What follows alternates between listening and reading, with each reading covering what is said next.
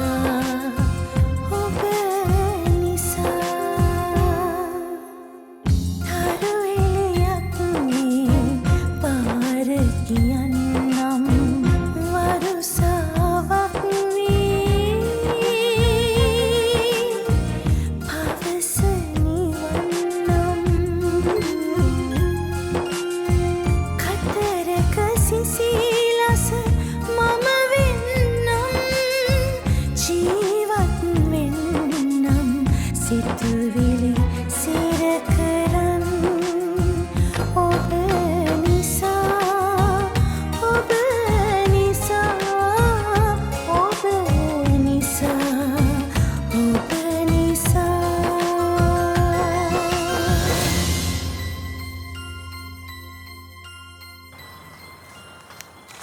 මේ මම බලනවා අපු තමුසේගේ මූණේ හැටි බූරුවා මට හිතුණා ඔය වගේ බූරු ඔල මොට්ටල වැඩක් කරොත් තමුසේ තමයි කියලා.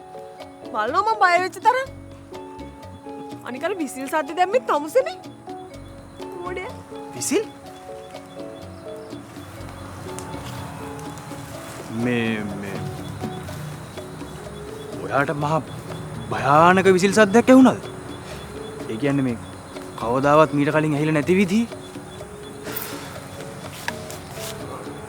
ඔව් ඇයි?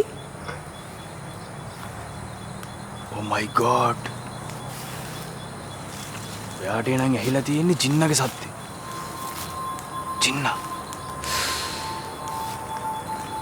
ජින්න? ඔව් ජින්න. ඔයා මාර වාසනාවන්ත. ඇයි ඒ?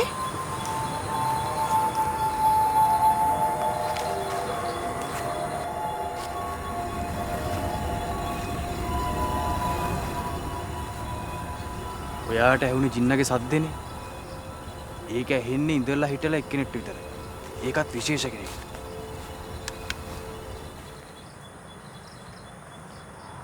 මොනවද බලන්නේ? ජින්න. ඒ මොකටද? ඔයාට එයාගේ සද්ද ඇහුණානේ. ඒ කියන්නේ අනිවාර්යෙන් එයා ඔයා හොයාගෙන ඇවිල්ලා ඇති. විසිල් සද්ද ඇහුණා කියන්නේ අනිවාර්යෙන් මේ ළඟටම ඇවිල්ලා ඇති. නවත්තනවා. තමුසේ බොරුනේ කියන්නේ. ඔය එක එක සද්ද දැම්මේ තමුසේ තමයි. මොකද බොරු කියන්නේ? මම මොකටද බොරු කියන්නේ? හරි. අපි තව ටිකක් කළා මෙතන ඉමු. ඒතකොට ඔයාලට බලා ගන්න පුළුවන් මොකද්ද කියන්නේ කියලා. එනවා ඉඳ ගන්න. මෙතන ඔව්. ඉතින් කොයි වෙලාවක හරි ජින්නට මෙතෙන් එන්න පුළුවන්. මොකාදොයි ජින්න? ප්‍රේමවන්තේ. අවුරුදු 100ක් විතර පරණ ප්‍රේමවන්තේ. එයාගේ ගර්ල්ෆ්‍රෙන්ඩ්ගේ පැත්තේ කට්ටිය එයා මෙතෙන්දින් එල්ලලා මරලා තියෙනවා. දැන් එයා හැමදාම රැයට මෙතෙන් එනවා. ආදරි හොයාගෙන. ලස්සන කෙල්ලෙක් දැක්කගම අරයියා. කොහාටද අරගෙන යන්නේ? සෝනට. සෝනට? ඔවම ඉන්නවා. දැන් එනවා ඇතිනේ. නෑ නෑ නෑ. ඕන්නේ නෑ. මට ඔය කාවත් හම්බෙන්න ඕනේ නෑ. ප්‍රභාෂිනී මන් නැතුව බයෙන් ඇත්තේ. මං යනවා. ඉති කිසි බවතන සමසමුදු ජන සම්පන්න සුතල හොතන් මොනවද තමසි කියවන්නේ? මොකුත් නෑ. අන්න සින්න අර එන්න.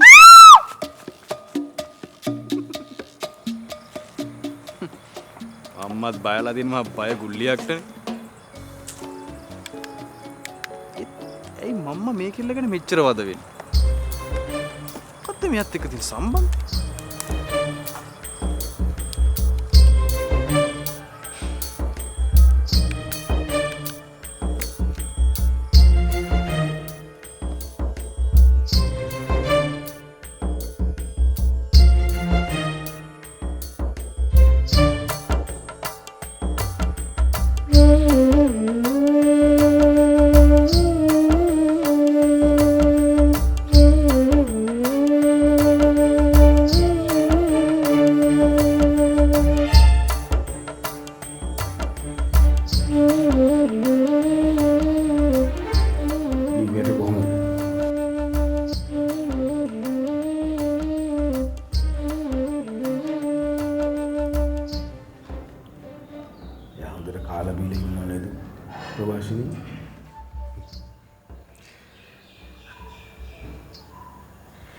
එයා ඉස්සර ඩයට් කරනවා කියලා නොකා නොබී ඉන්නවා.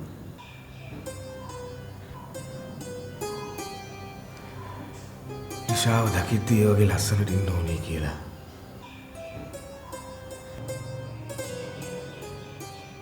දිව්‍ය කෑම කන්න බෑගුවොත් එයාට චයිනීස් කෑම ගෙනල්ලා දෙන්න.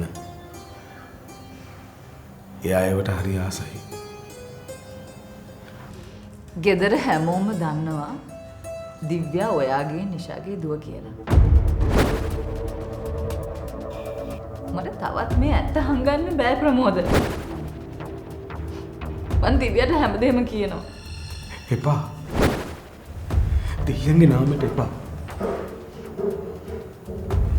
එයාට මේ ඇත්ත දරා ගන්න බැරි වුණා.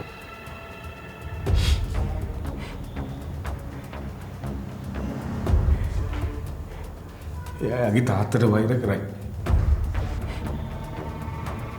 එයා කවදාවත් මගේ මුහුණ දිහා බලන එකක් නෑ. මේ බලන්න බබාජිනි. මේ ඉරගේ ඇතුලේ මට විඳින්න වෙලා තියෙන දඬුවම මට විඳ දරා ගන්න පුළුවන්. ඒත් මගේ දුව මට වෛර කරන එක විඳ දරා ගන්න බෑ බබාජිනි. එතකොට එයා මට වෛර කරන එක බලන වෙලාව ඉවරයි.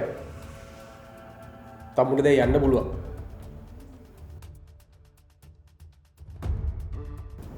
ප්‍රපාෂිනී. එයාගේ ඇත්ත අංගන්න මට මේ උදව්ව විතරක් කරන්න ප්‍රපාෂිනී. වෙන කිසි උදව්වක් ඔයාගේ ඉල්ලන්නේ නැහැ. මේ ආනේ ප්‍රපාෂිනී. තවත් ඔයාට ලොකු අසාධාරණකමක් කරන්න මට බෑ. මේ රහස දුවකින් හංගන්න කියලා. ඔයා දිව්‍යට ඇත්ත කියන්න. ඔව්. ඔයාට හැම දෙයක්ම කියන්න.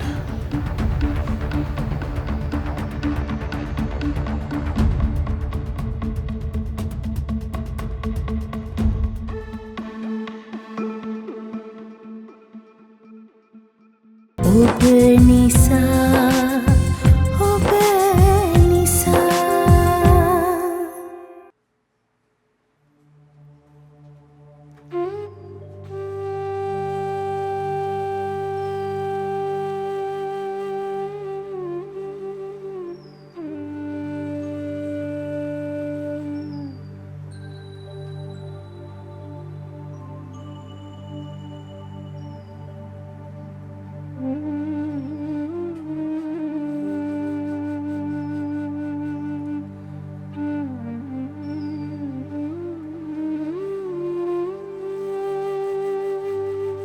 ඇයි ප්‍රභාෂණී මට මේ තරම් කරුණාවන්ත වෙන්නේ? ඇයි යා මාත් එක්ක කීර්ති ගන්න නැත්තේ?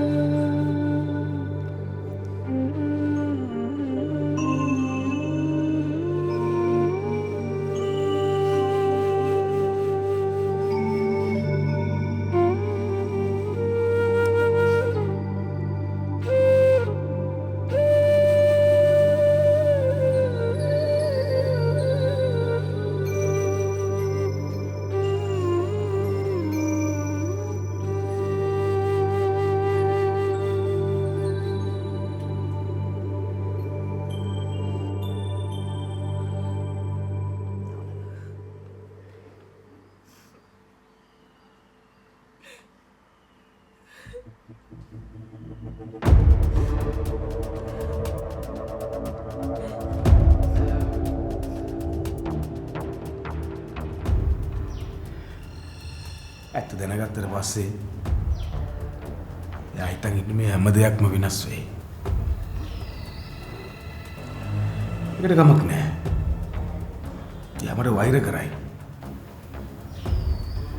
ඒකටත් කමක් නැහැ. හිතුවා මට පොරොන්දු වෙන්න. ඔයාව තමන්ගේ දරුවෙක් වගේ බලා ගන්නවා කියලා. තමන්ගේම දරුවෙක් වගේ.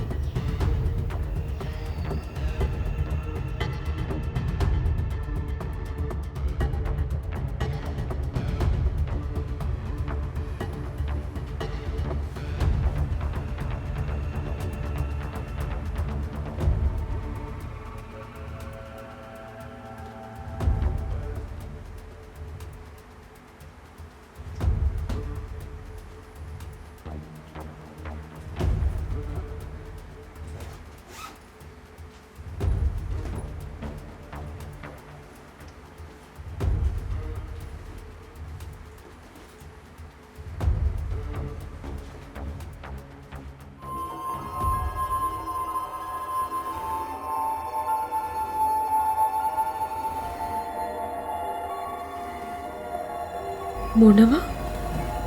ප්‍රභාෂණී කසාද බැඳපු කෙනෙක්?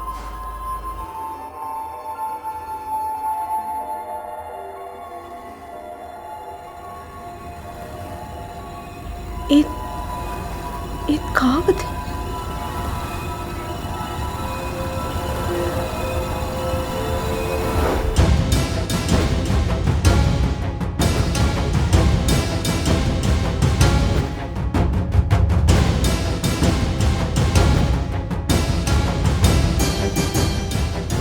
ඒ කියන්නේ මගේ අම්මව කසාද බැඳලා තියෙද්දි ප්‍රභාෂිනී වගේ තාත්තව දැලී දාගෙන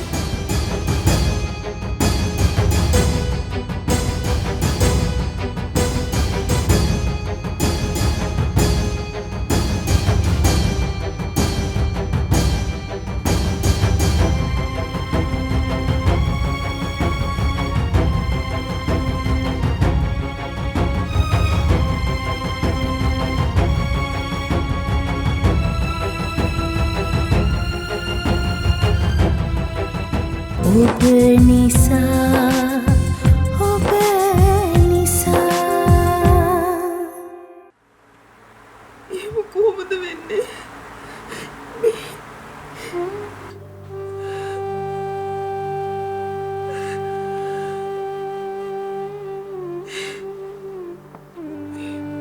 එහෙම කොහොමද වෙන්නේ? තාත්තා කොහොමද මෙහෙම දෙයක් කරන්නේ?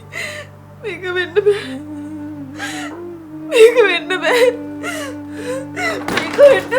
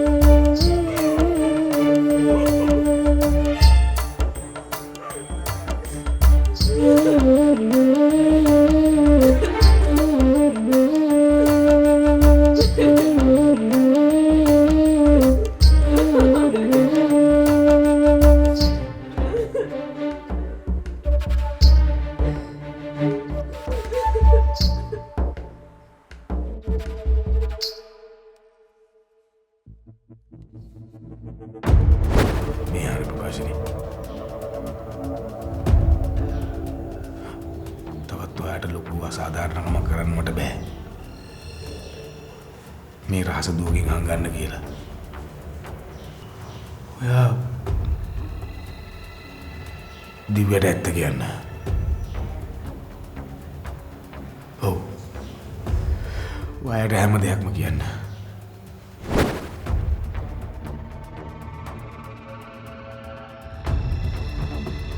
ප්‍රභාෂිනී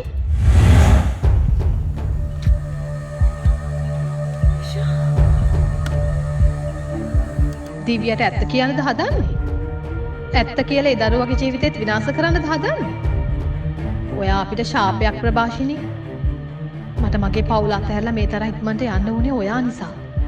ඔයයි මගේ මරණයට වග කියන්න ඕනේ.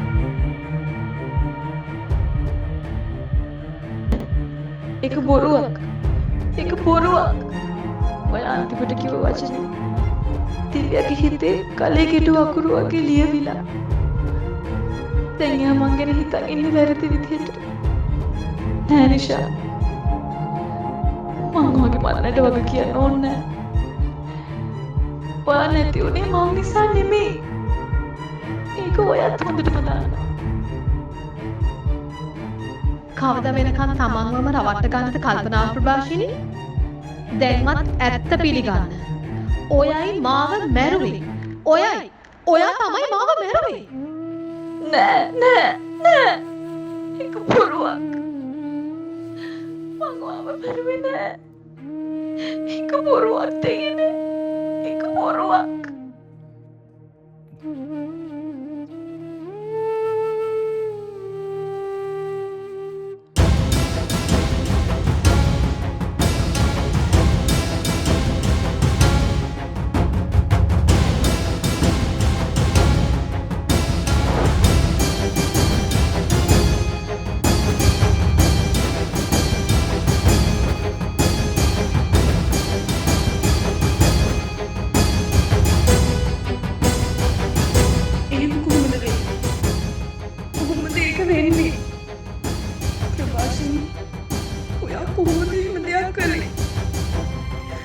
මගේ තාත්තා කසාද බැලුම් මිනිහෙක් කියලා දැන කොහොමද එහෙම දෙයක් කළේ?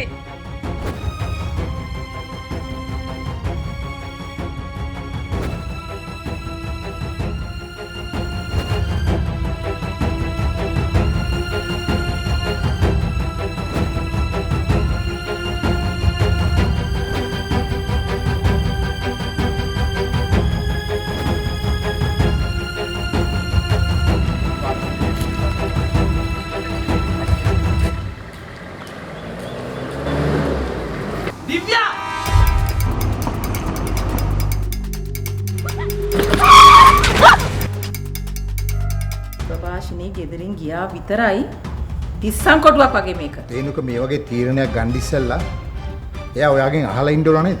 ඔයා මොනවා කරලා හරි ප්‍රමෝදව හිරෙන් නිදහස් කරගන්න. මම්මේ ඇයි මෙච්චර ටෙන්ෂන් වෙලා ඔබ නිසා